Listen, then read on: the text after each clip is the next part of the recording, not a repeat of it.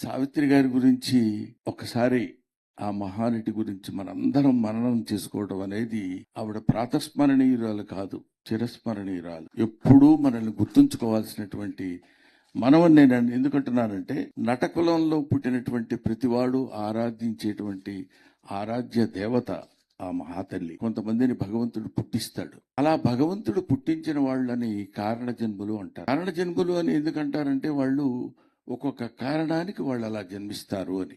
అటువంటి కారణ జన్మురాలు సావిత్రి గారైతే కొంతమంది మాత్రమే వేళ్ల మీద లెక్క పెట్టగలిగినటువంటి మహానటులు, మహానటీమణులు పుట్టినటువంటి మన గడ్డ, మన తెలుగు గడ్డ ఎంత పవిత్రమైందో కదా.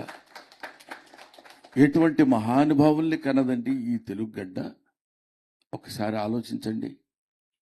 రామారావు గారు, నాగేశ్వరరావు గారు, ఎస్వి రంగారావు గారు, సావిత్రి గారు, రేలంగి గారు, సూర్యకాంతమ్మ గారు, వీళ్ళందరూ వాళ్ళు నటించరు. ఎక్కడా నటించినట్టు మనకు కనిపించదు. బాగా యాక్ట్ చేయటం వేరు, బాగా నటించటం వేరు, ఆ పాత్రలో జీవించటం వేరు. ఇందాక మనం అన్నాం, ఒక కృష్ణరాజు గారి గురించి, రఘురామకృష్ణరాజు గారి గురించి చెప్తే ఆయన చెప్తూ బుగ్గ మీద పుట్టుమచ్చ గురించి చెప్పినప్పుడు ఆవిడ ఇచ్చిన ఎక్స్ప్రెషన్స్ అని అలాంటివి కోకొల్లలు ఆ తల్లి ఇచ్చినటువంటి ఎక్స్ప్రెషన్స్. ఆవిడ అందుకే పుట్టింది. That is her duty to do it. ఇంకా అంతకంటే వేరే చేయగలిగింది ఏం లేదు, ఎవ్వరూ ఏం చేయలేరు.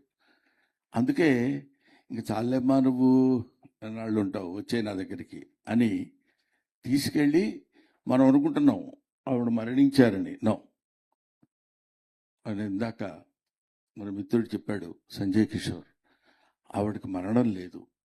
అలాంటి నటులకు అసలు మరణం ఉండదు. They will travel from this planet to another planet. ఇక్కడి నుంచి ఇంకో చోటుకి వెళ్తారు, ఇంకొకటికి. గంధర్వు లాంటి వాళ్ళకి చావు అనేటువంటిది ఉండదు. కాబట్టి వాళ్ళు ఒక అద్భుతమైనటువంటి రీతిలో ఇంకొక చోట, ఇంకొక రూపంలో వాళ్ళ యొక్క విధిని నిర్వర్తిస్తారు.